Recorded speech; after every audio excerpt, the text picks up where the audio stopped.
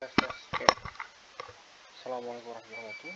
Untuk kali ini kita bahas olah gerak kapal, pengaruh angin dan arus terhadap olah gerak kapal.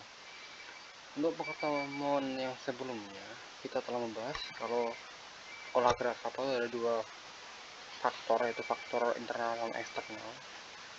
Terus faktor internalnya itu ada yang tepat dan tidak tepat.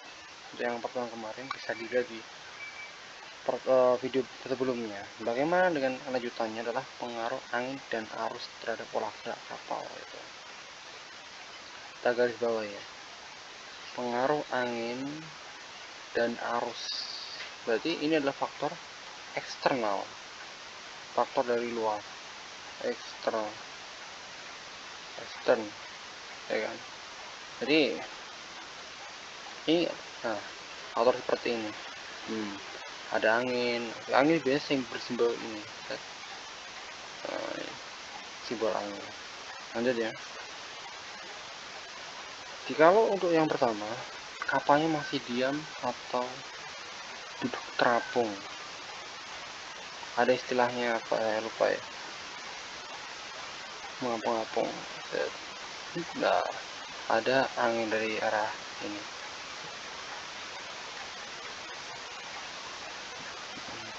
ada serangan angin, maka apa akibatnya? Tuh, kapal berbeda posisi kan. Nah, maka kalau pada saat kapal ini masih diam tadi di sini, ya kan? Tadi diam di sini karena ada pengaruh dari angin, dia geser ke sini. Akibatnya apa? Haluan, ya kan, akan cepat menjauhi angin sampai dengan kedudukan melintang atau hampir melintang. Ini jadi haluan itu yang depan, haluan sama belakang namanya buritan. Ini dia. Oke, lanjut ya.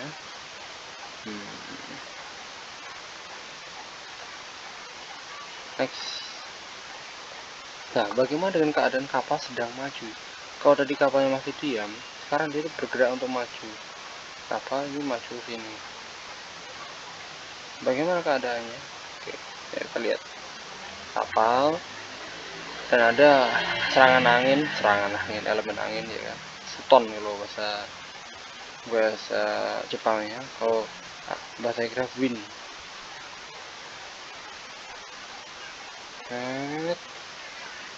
Apa yang dilakukan? Kapal malah mendekati, mendekati ke arah angin. Dia malah mendekati gitu. Haluan akan cenderung mencari angin, sebab bila kapal mendapatkan tekanan dari salah satu sisi, maka kapal akan miring ke arah datangnya angin. Haluan cenderung mengarah ke arah mana angin datangnya. Oke. Kalau angin datang dari sebelah kanan dari kapal, maka si haluan ini akan ke sini mencari angin. Tapi kalau dari sini, otomatis dia akan mengarah ke sini. Paham ya? Kapal kalau sedang maju. Kalau diam tadi adalah dia itu menjauh. Kalau sedang maju seperti itu. Mempertahankan posisi kapal akibat pengaruh angin, yaitu course made good. Ini istilah baru.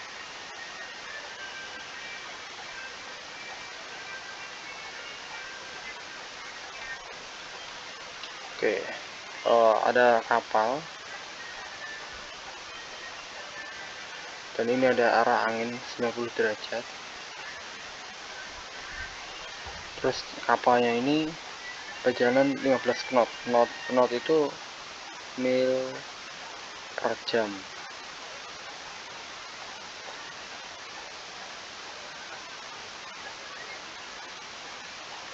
Maka bagaimana cara mempertahankan posisi kapal karena ada pengaruh angin gitu? Bukan, ini bukan adalah heading ya, heading itu haluannya. Nah, cara yang mempertahankan biar kita tetap stay di haluan ini itu dengan cara menggunakan course made good, memiringkan haluannya ke arah 125, misalkan ini 125 gitu. Nah, kita ya kan digeserkan kapal agar tetap stay di haluan tersebut. course made good ini namanya, biar tetap stay bisa lurus ke 90 derajat meskipun haluannya agak miring sedikit. Biasa haluannya agak miring ke kanan sedikit. Itu ya heading untuk teorinya, tapi mungkin pada saat penentuan posisi di prakteknya agak kesulitan. Mungkin untuk ini bisa, tapi untuk teorinya itu agak susah karena mungkin ada arus gelombang yang membuat pergeseran atau pergantian haluan itu agak susah gitu. Next ya, kapal yang sedang mundur. Kalau tadi diam, dia akan terbawa arusnya, diam maka dia akan terbawa.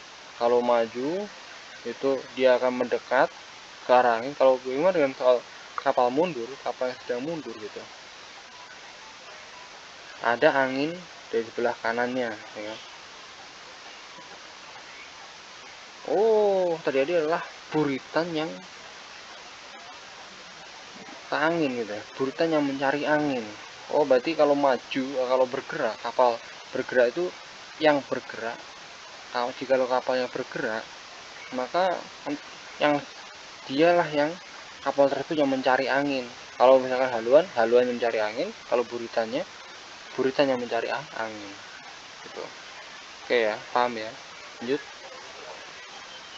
Pengaruh arus. Kapal yang berlayar akan terpengaruh oleh arus atau angin. Pengaruh tersebut akan membawa kapal kita kedudukan yang merupakan garis hasil resultans antara gaya pendorong dan arah serta kekuatan arus atau angin. Arus akan sangat mempengaruhi badan kapal, khususnya jika arusnya bergerak melintang kapal.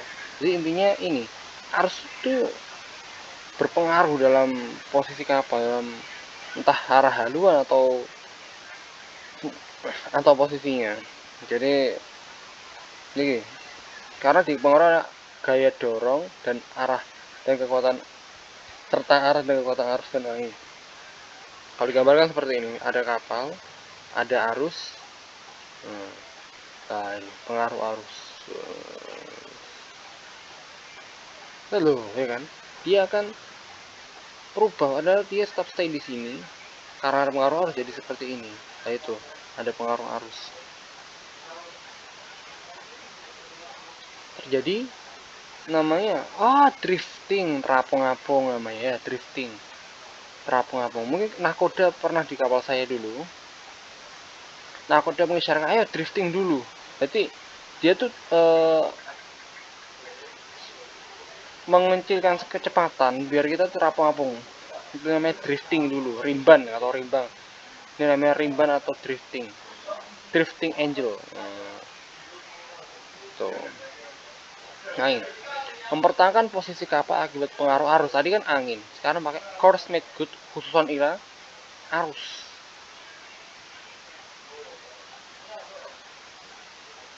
Misalkan ada kapal dengan ini haluannya standby di 90 derajat dengan jarak 15 nautical mile gitu, 15 knot, kecepatan 15 knot. Nah,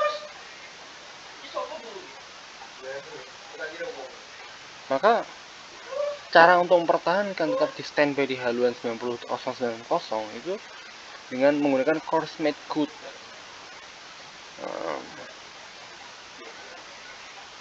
Nanti ini tuh ada karena pengaruh arus di sini. Nah, ya kan? Ada pengaruh arus yang sebenarnya nanti dia bisa geser ke sini, dia melawannya dengan menggunakan course made good seperti ini. Paham ya? Oke, insyaallah kita lanjutkan minggu depan. Kelas sudah habis. Persiapkan karena kemarin sudah kita telah bahas pengaruh